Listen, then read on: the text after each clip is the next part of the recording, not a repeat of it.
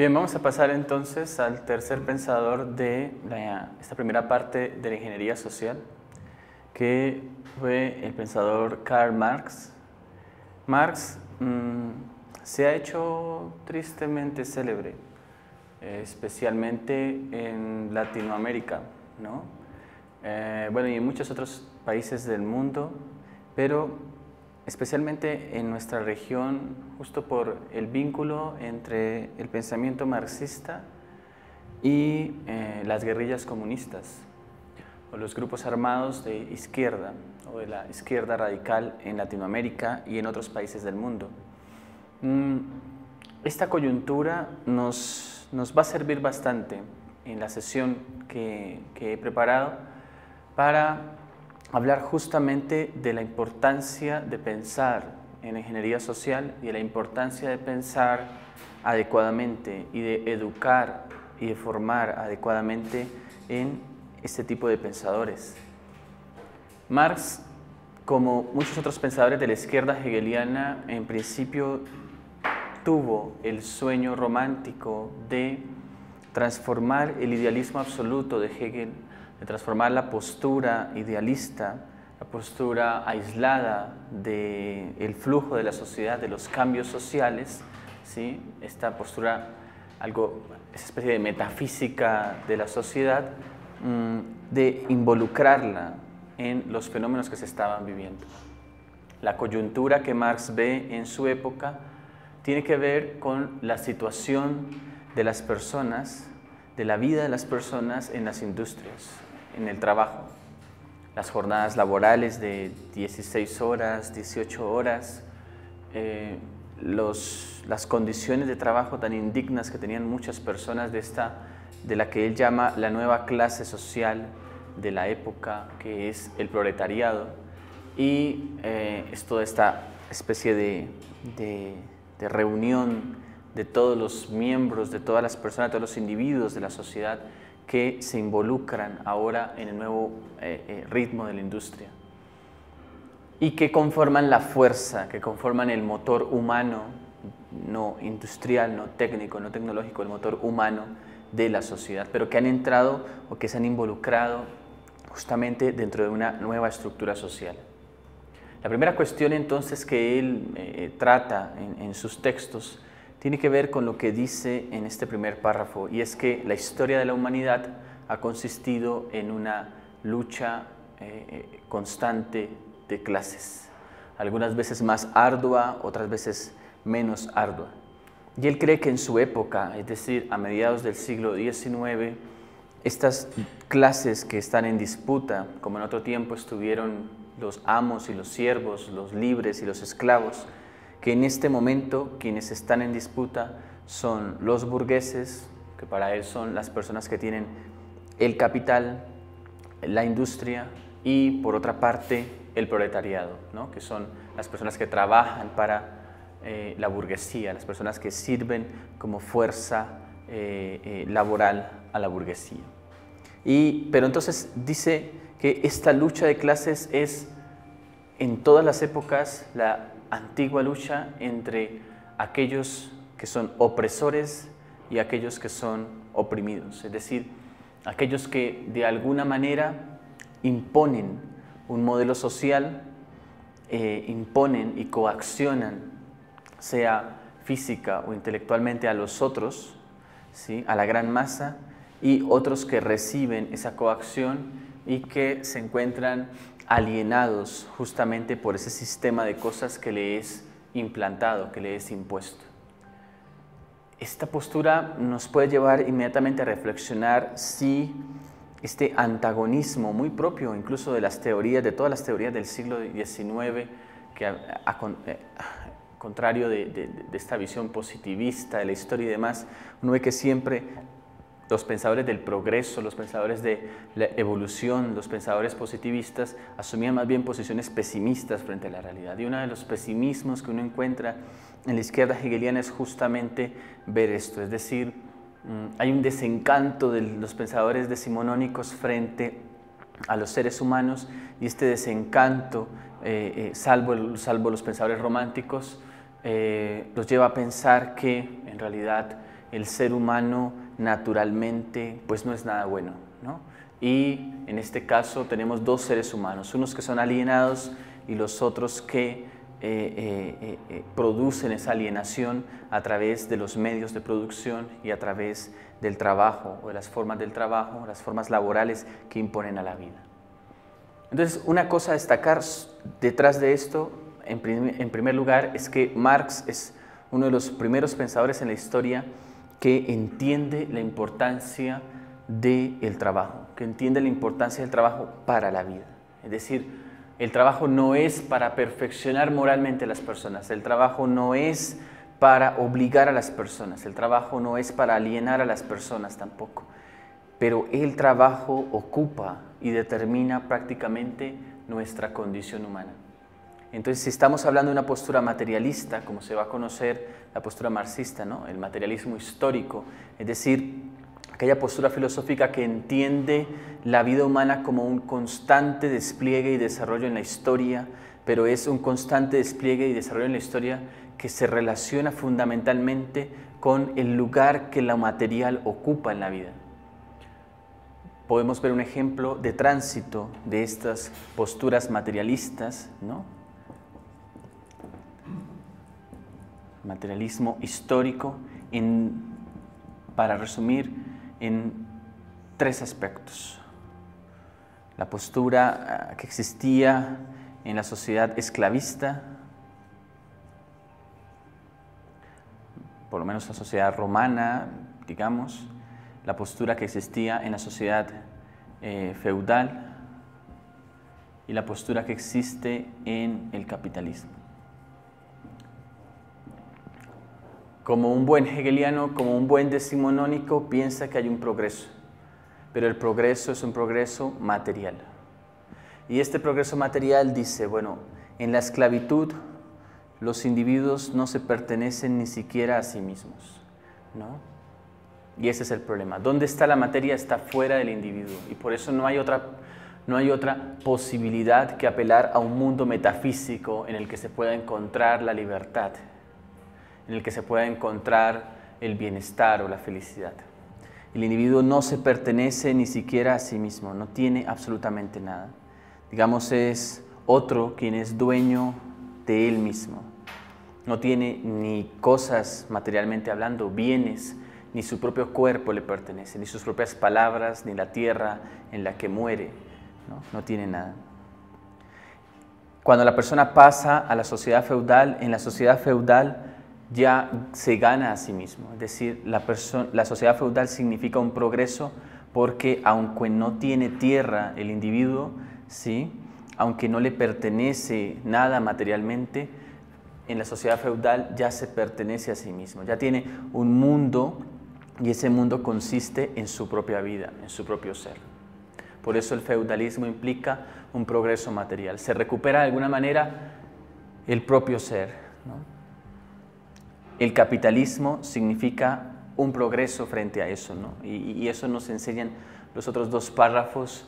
En ese primer párrafo, en ese tercer párrafo, lo que dice es que de alguna manera el capitalismo echa por tierra las instituciones idílicas, las instituciones feudales. El capitalismo echa por tierra el antiguo señorío, la antigua idílica postura de la caballerosidad, que el capitalismo reduce entonces la dignidad personal bajo el dinero. La libertad que existe allí es la libertad de comerciar, pero esa libertad de comerciar empieza a ser una libertad aterrizada a lo material. Y para que comercien las personas necesitaban entonces ser dueños de tierra, ¿no? Ser dueños de objetos. Entonces la persona no se pertenece a sí misma, sino que también tiene entonces porciones de tierra, ¿no? La persona también tiene objetos, tiene cosas que le son propias, ¿no? Entonces esa visión del capitalismo que hace que las personas, aún la persona más humilde, posea algo, es lo que Marx considera como un avance, como un progreso en la humanidad. Solo que él piensa que ese progreso necesita una tercera instancia, y esa tercera instancia pues es no otra que la sociedad comunista, ¿no? El comunismo en el que entonces ya la totalidad de las cosas pertenece a la totalidad de las personas que conforman una nación, ¿no?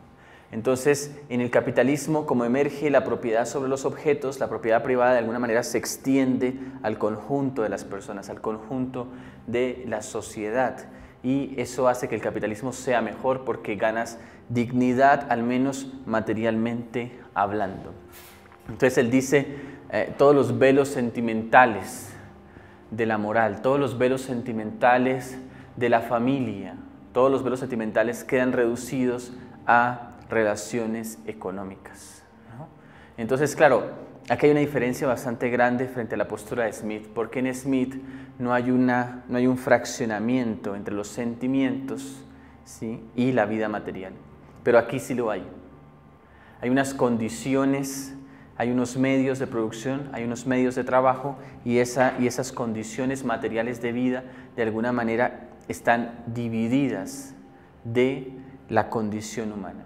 La condición humana, por eso, al estar fragmentada, al estar dividida lo material, tiene dos opciones. Se hace en una vida estrictamente espiritual que la va a conducir a una postura esclavista o a una postura imaginaria, de imaginaria caballerosidad, o la vida se hace material. Y si se hace material, se realiza en el trabajo. El trabajo aquí no existe. El trabajo aquí no existe. Aquí existe el esfuerzo, porque aquí el trabajo no genera ninguna libertad en el ser humano.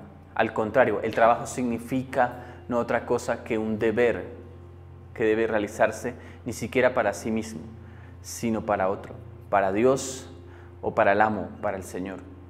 Pero aquí las personas que trabajan para sí, porque ya son poseedoras de algo y algo tienen que cuidar, algo que tienen que conservar, algo que ya les pertenece, su propia tierra o sus propios bienes.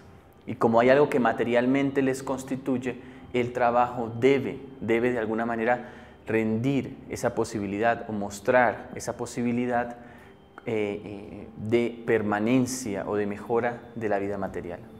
Es interesante, de cualquier manera, que Marx justamente haya advertido este hecho tan fundante de la edad contemporánea, de que la mejora de las condiciones laborales de las personas, la mejora de esa clase proletaria, la lucha social que se inicia allí, ¿no?, de alguna manera determina varias de las condiciones que nosotros tenemos hoy día sobre justicia social.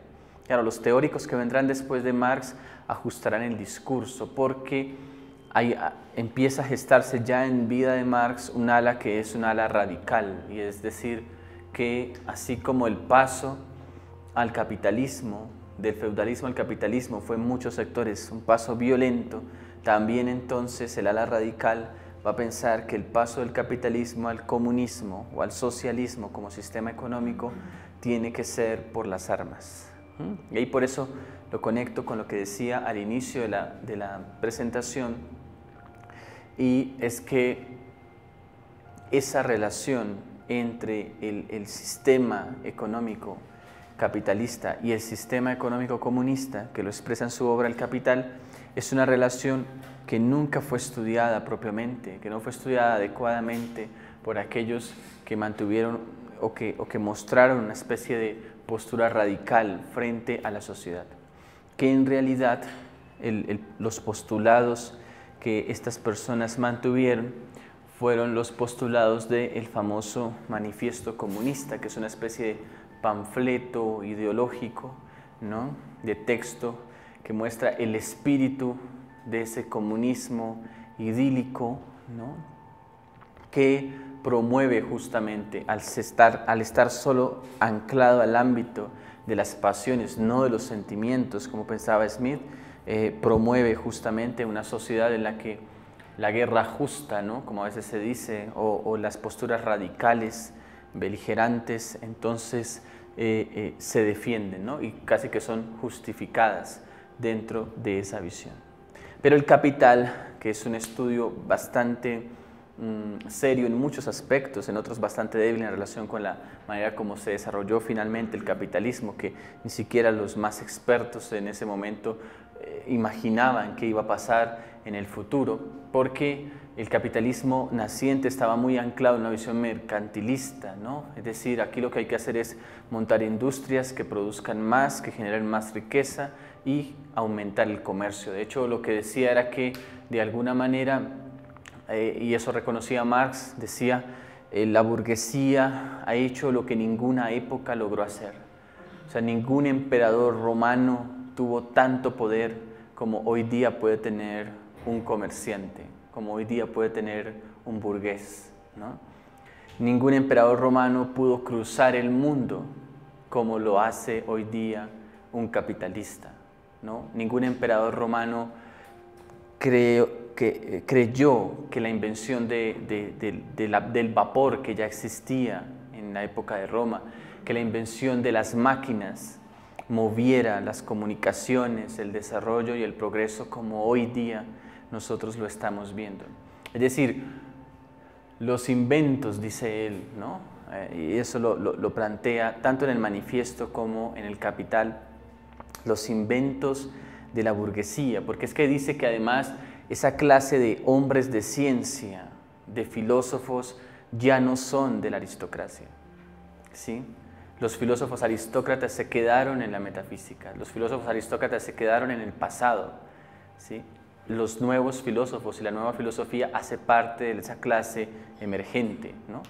De esa clase que está a medio camino, ¿no? Que es nueva, que no pertenece a los esclavos, a los que no tienen materialmente nada, o a los siervos, pero que tampoco pertenece a esa nobleza antigua que cree que porque solo tiene un derecho tradicional o natural, entonces ya puede gobernar. No, hay una nueva clase social que emerge y que emerge de la mano del comercio. Y esa clase que emerge de la mano del comercio ha producido inventores, ha producido nuevos hombres de ciencia, nuevos pensadores que están transformando. O sea, de alguna manera la visión de Marx del capitalismo es una visión noble, es una visión buena, es una visión que muestra efectivamente los progresos. Lo que pasa es que él dice, aquellos que se han agremiado en las industrias, aquellos que se han agremiado en ciertos sectores de la sociedad, han endurecido su postura, ¿no? Y ese endurecimiento de su postura, piensa él, pues es porque toda la dignidad humana de alguna manera ha sido comercializada. Aun cuando, dice, la burguesía ha hecho mayores progresos que las pirámides de Egipto, ha hecho mayores construcciones que los acueductos romanos, ha hecho más que cualquier otra cosa. En un solo año se hace más que en toda la historia de la humanidad y en todas las grandes civilizaciones. Dice, las grandes civilizaciones palidecen frente al comercio mundial que se ha abierto y que había quedado anticipado por el descubrimiento de América, ¿no? Entonces los que descubrieron América, dice él, abrieron vías, dijeron es posible llegar a nuevos territorios, y estas personas lo que hicieron fue conquistar con el comercio justamente estos territorios. Claro, hay un grado de nobleza que él reconoce en este nuevo sistema frente al antiguo sistema, porque le devuelve de alguna manera eso que es tan natural.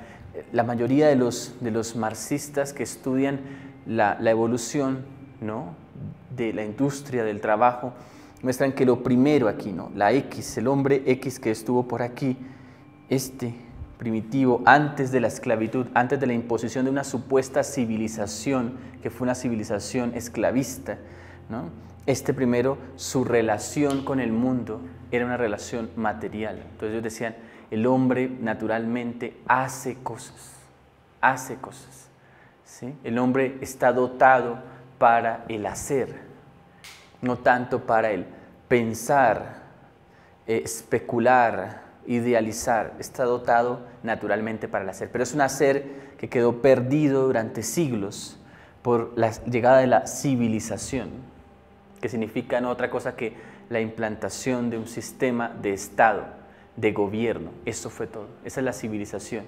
Y en ese sistema de gobierno, entonces, ¿qué hay que hacer? Volver de alguna manera al mejor estado en el que las personas puedan libremente realizarse, ¿ven? Entonces aquí él no cree que es la libertad individual, sino que es la libertad del gobierno estatal, ¿sí? De un gobierno comunitario, ¿no?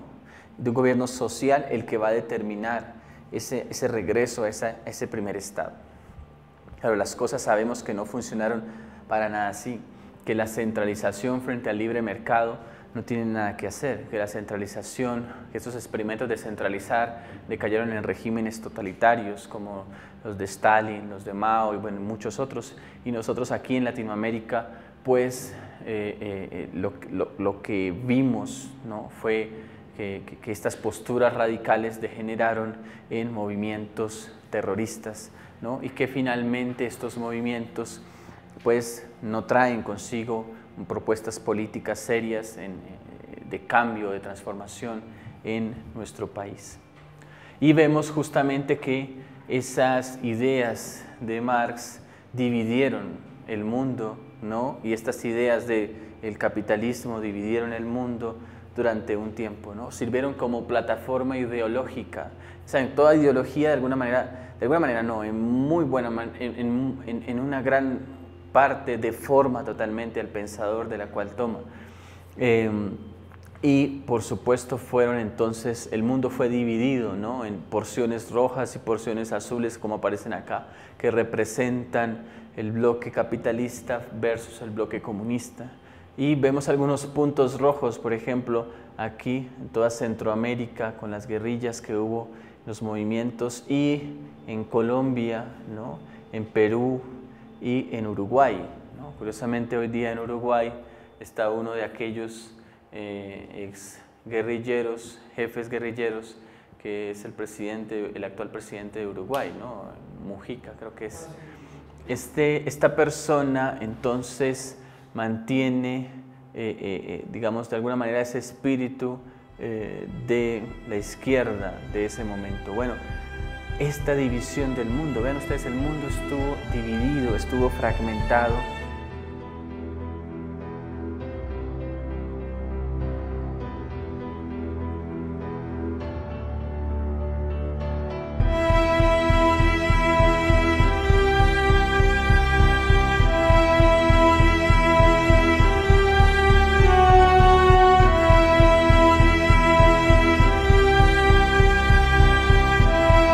Todos los padres del contrato social, ¿qué hacen para estructurar su teoría de la sociedad? Mostrar una visión antropológica de la naturaleza humana.